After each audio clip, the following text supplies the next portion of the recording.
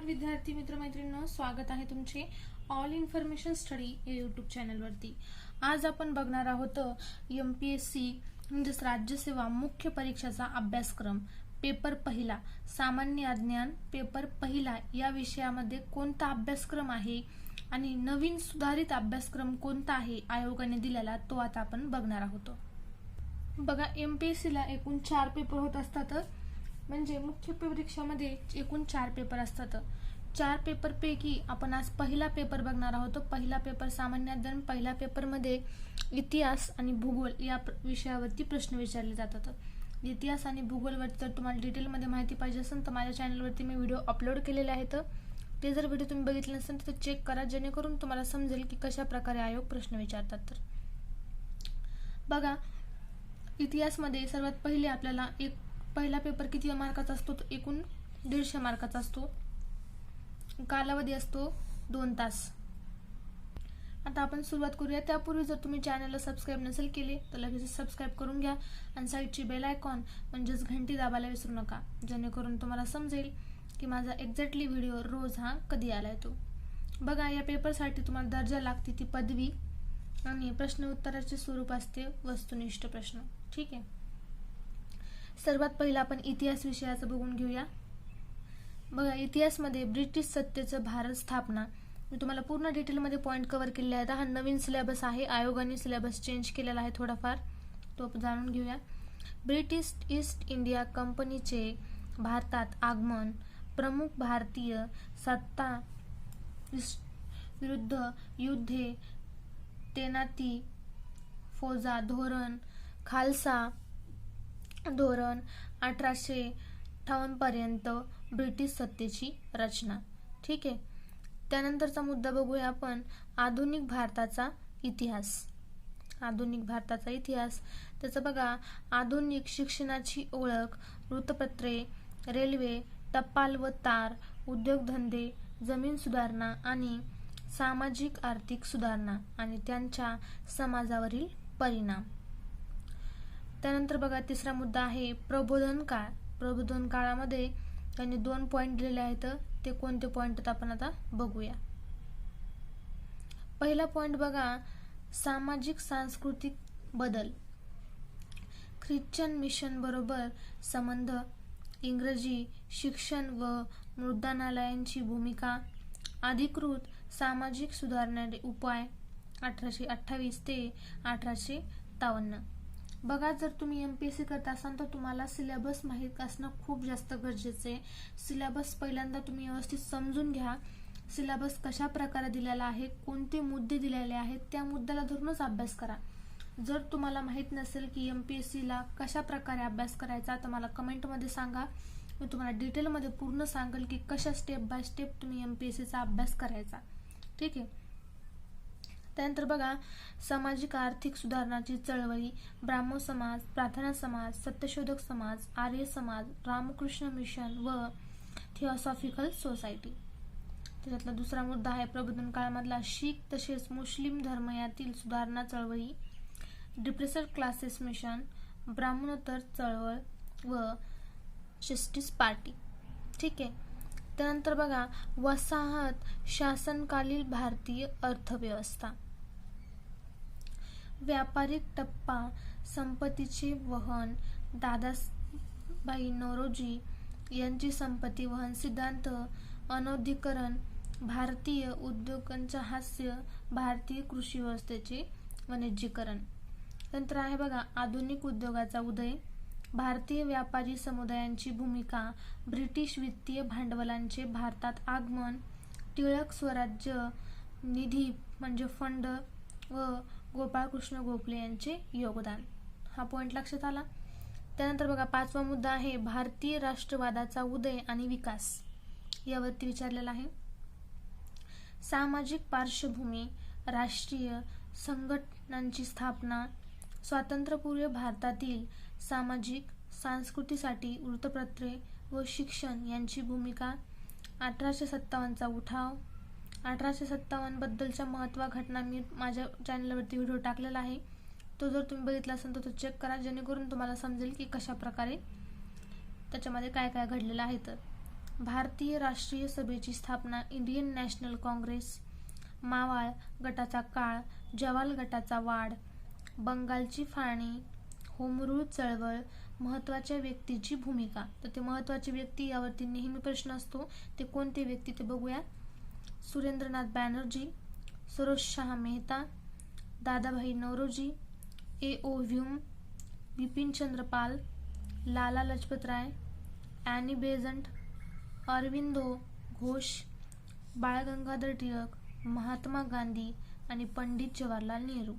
आणि अजून पण इतर कोणते समाजसुधारक आहेत ते तुम्हाला करावे लागतील. ठीक आहे. नंतरचा आहे बघा 6वा पॉइंट, ब्रिटिश शासन विरोधात झालेले प्रसिद्ध ठराव उठाव. ते कोणते आहेत? पहिला आहे बघा शेतमजुराचा उठाव, आदिवासाचा उठाव, रघोजी भांगरे, उमाजी नाईक इत्यादी व आदिवासी चळवळी. दुसरा आहे क्रांतिकारी चळवळी, महाराष्ट्र बंड, वासुदेव फडके, अभिनव भारत, बंगाल व पंजाबमधील क्रांतिकारी चळवळी, अमेरिका इंग्लंड येथील भारतीयांच्या क्रांतिकारी चळवळी, आझाद हिंद सेना. नंतर बघा साम्यवादी डावी चळवळ, साम्यवादी नेते आणि भारतीयातील स्वातंत्र्य लढा, काँग्रेस राष्ट्रवादी पार्टी, ट्रेड युनियन चळवळ. ठीक आहे. त्यानंतर बघा नंतरचा पॉइंट आहे 7वा, गांधी युगातील राष्ट्रीय चळवळ आणि डॉक्टर बाबासाहेब आंबेडकरांच्या अस्पृश्यांच्या समस्येबाबतचा दृष्टिकोन.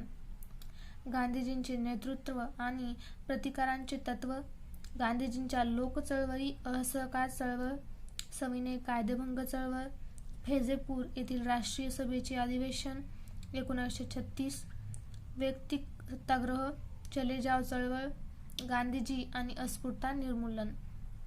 बघा हे पूर्ण पॉइंट व्यवस्थित तुम्ही पूर्ण वाचून घ्या, कारण की जितके पण मेन्सला पॉइंट दिलेले आहेत तितके पूर्ण परीक्षेला ते फोकस केले तर त्यातून प्रश्न येतोच. त्यामुळे पूर्ण पॉइंट व्यवस्थित करा. नेहमी जे सिलेबस दिला आहे का त्या पॉइंटला धरूनच अभ्यास करायचा. कधीच सिलेबसच्या बाहेर अभ्यास करायचा नाही. जे पॉइंट्स दिलेत का त्यावरतीच अभ्यास करायचा. तुम्हाला जर माहीत नसेल कशा पद्धतीने पॉइंट्सवरती अभ्यास करायचा मला कमेंटमध्ये विचारा, तुम्हाला नक्की सांगेल. ठीक आहे. इतकं बघितलं आपण. त्यानंतर बघा डॉक्टर बाबासाहेब आंबेडकरांच्या अस्पृश्यांच्या समस्येबाबतचा दृष्टिकोन, जाती व्यवस्थेच्या उच्चाटनाकरिता चळवळी, डॉक्टर बाबासाहेब आंबेडकरांचा दृष्टिकोन, गांधीजींचा दृष्टिकोन, इतर प्रयत्न, संयुक्त पक्ष, युनियनिस्टिक पार्टी व कृषक प्रजा पार्टी, राष्ट्रीय चळवळीतील महिला नंतर संस्थानातील जनतेची चळवळ. तर 8वा मुद्दा बघा ब्रिटिश प्रशासन अधीन घटनात्मक विकास, भारतीय परिषद कायदा 1861, भारतीय परिषद कायदा 1892, भारतीय परिषद कायदा 1909, मॉर्ले मिंटो सुधारणा, भारत सरकारचा कायदा 1919 आणि भारत सरकारचा कायदा 1935. हे व्यवस्थित करा चांगले. त्यानंतर बघा साम्प्रदायिकतेचा विकास व भारतीय फाळणी, मुस्लिम राजकारण आणि स्वातंत्र्य चळवळ, सर सय्यद अहमद खान व अलीगढ चळवळ, मुस्लिम लीग व अली बंधू जिन्हा हिंदू महासभेचे राजकारण. 10वा मुद्दा आहे सत्तेच्या हस्तांतराकडे, ऑगस्ट घोषणा 1940, क्रिस्प योजना 1942, पेलहू योजना 1945 आणि कॅबिनेट मिशन योजना 1946. नंतर माउंट बॅटन योजना 1940. त्यानंतर भारतीय स्वातंत्र्य कायदा 1947. ठीक आहे. नंतर स्वातंत्र्योत्तर भारत, देशाच्या फाळणीचे परिणाम, संस्थांचे विलीनीकरण, राज्यांचे भाषावार पुनर्रचना, संयुक्त महाराष्ट्र चळवळ, महत्त्वाच्या राजकीय पक्षांचा सहभाग आणि त्यातील महत्त्वाच्या व्यक्ती, शेजारी देशांशी संबंध, भारताची आंतरराष्ट्रीय राजकारणात भूमिका, अलिप्तवादी धोरण, नेहरू, लाल बहादूर शास्त्री, इंदिरा गांधी, भारताची कृषी, उद्योग, शिक्षण, विज्ञान आणि तंत्रज्ञानातील प्रगती, इंदिरा गांधीच्या नेतृत्वाचा उदय, बांगलादेशाची मुक्तता, राज्यातील संयुक्त सरकारे, विद्यार्थ्यांमधील असंतोष, जयप्रकाश नारायण आणि आणीबाणी, काश्मीर, पंजाब, आसाममधील आतंकवाद, नक्षलवाद, माओवाद आणि पर्यावरणाविषयी चळवळ, महिलांची चळवळ आणि वांशिक चळवळ. बघा एवढे पॉईंट येतात स्वातंत्र्योत्तर भारतामधले. हे पूर्ण पॉईंट तुम्ही व्यवस्थित वाचा जेणेकरून परीक्षेमध्ये तुमची मदत होईल. त्यानंतर बघा निवडक काय आहेत आपले समाजसुधारक आहेत महाराष्ट्रामधले, ते आपण बघूया कोणते. तर त्यांची विचार प्रणाली आणि कार्य. त्यांचं आपल्याला काय विचारलं जाते परीक्षेमध्ये, विचार प्रणाली आणि कार्य विचारलं जातं. ते कोणते समाजसुधारक आहेत तुम्हाला मी सांगते. जर तुम्हाला समाजसुधारकावरती डिटेलमध्ये जर माहितीचा व्हिडिओ पाहिजे असेल तर मला कमेंटमध्ये सांगा, मी तुम्हाला नक्की अवेलेबल करून देईन.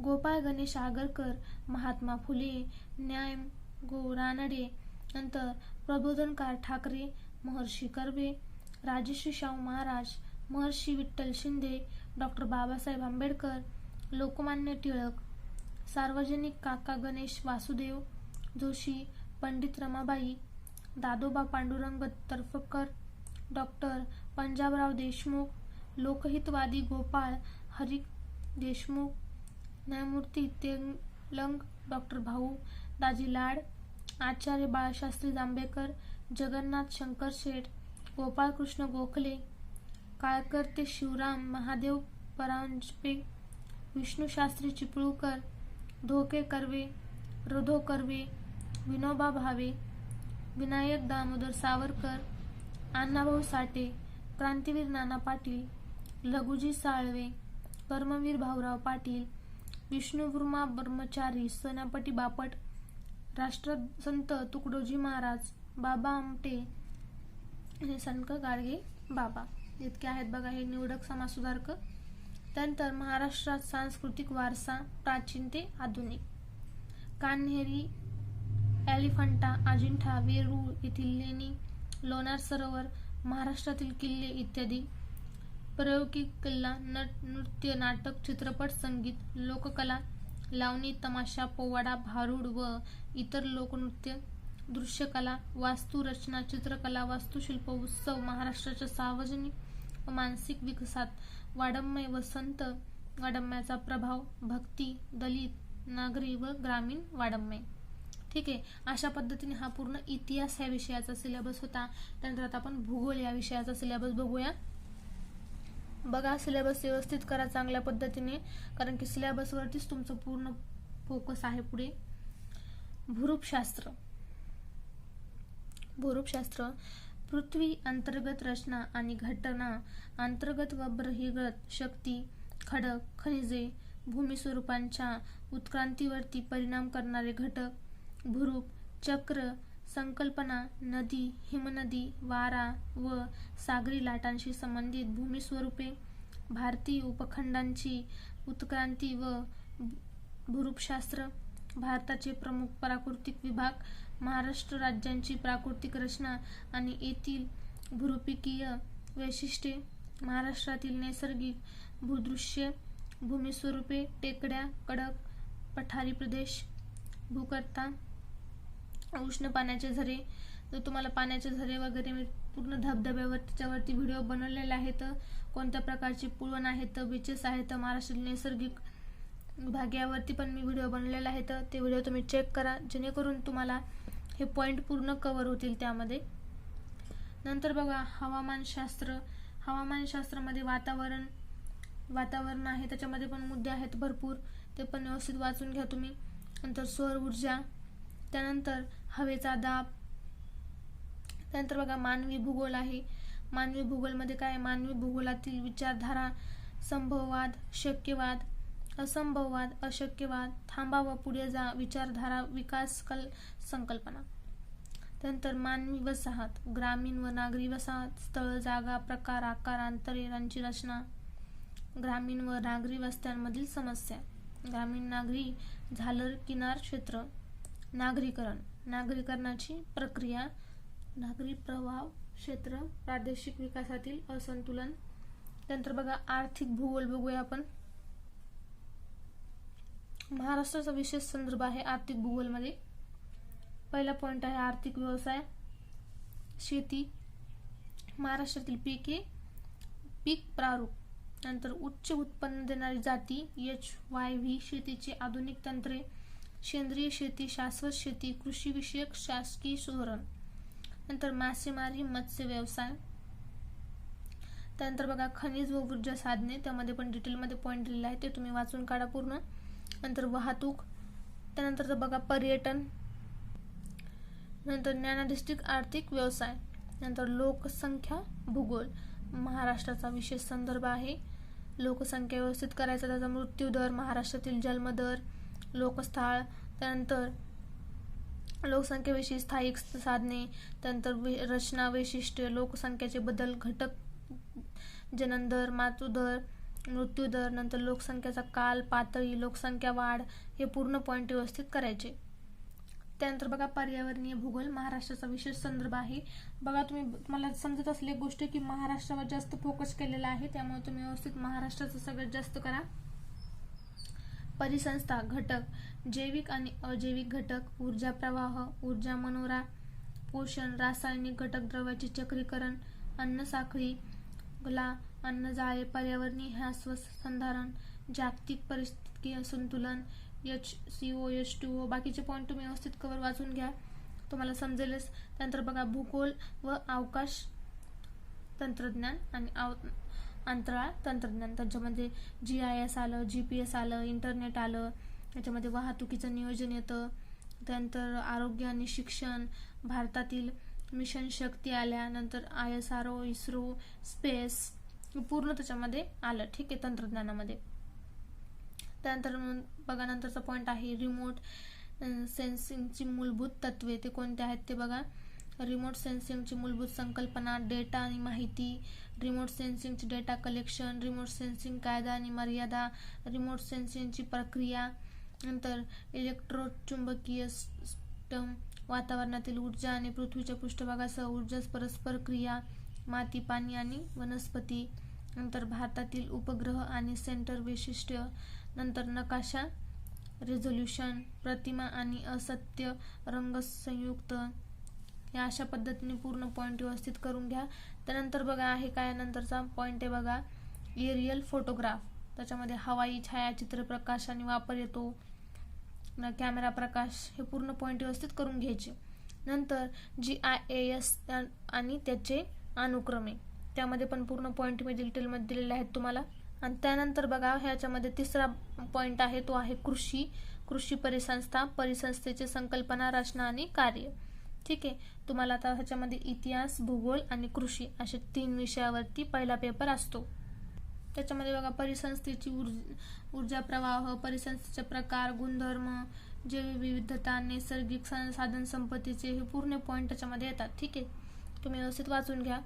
त्यानंतर बघा मृदा आहे, मृदामध्ये तुम्हाला कोणते कोणते प्रकार ते पूर्ण सांगितलेलं आहे. मृदा एक नैसर्गिक घटक आहे. त्यानंतर मृदा निर्मिती, पुन्हा जमिनीबद्दल. ठीक आहे, त्यानंतर जमिनीचे प्रदूषण कशा पद्धतीचे होते, सेंद्रिय खत वगैरे पूर्ण पॉईंट तुम्हाला दिलेले आहेत मी याच्यामध्ये, तुम्ही व्यवस्थित वाचून घ्या. सजीव सृष्टी, त्यानंतर नैसर्गिक सेंद्रिय पदार्थ कोणते कोणते आहेत. ओके, आणि नंतर आहे बघा जल व्यवस्थापन. ठीक आहे, जल व्यवस्थापन, जलविज्ञान चक्र, हे पूर्ण झाला. आता पेपर तुमचा पहिला पेपर झाला बघा. अभ्यासक्रम कोणता आहे हा, तर राज्यसेवा मुख्य परीक्षा सामान्य अध्ययन पेपर पहिला, इतिहास, भूगोल आणि कृषी, हा तुमचा एवढा अभ्यासक्रम आहे पेपर पहिल्याचा. तुम्हाला व्यवस्थित समजला असेल. तुम्हाला जर अजून अभ्यासक्रम पाहिजे असेल पेपर दुसऱ्याचा तर मला कमेंटमध्ये सांगा. पेपर दुसरा, तिसरा आणि चौथा किंवा मग प्रीचा अभ्यासक्रम तुम्हाला पाहिजे असेल तर मला कमेंटमध्ये सांगा, मी तुम्हाला तो नक्की अवेलेबल करून देईन. जर तुम्हाला माझे व्हिडिओ आवडत असतील तर नक्की चॅनलला सबस्क्राईब करा. व्हिडिओ आवडला तर लाईक करा आणि हो शेअर करायला सुद्धा विसरू नका. त्याचबरोबर ऑल इन्फॉर्मेशन स्टडी या फेसबुक पेजला फॉलो करायला विसरू नका. त्यावरती आम्ही प्रश्नसंच, क्विज, पझल्स डेली स्वरूपामध्ये देत असतो. त्याचा तुम्हाला परीक्षेला 100% फायदा होईल. आणि हो, व्हिडिओ कसा वाटला नक्की कमेंटमध्ये सांगा. धन्यवाद.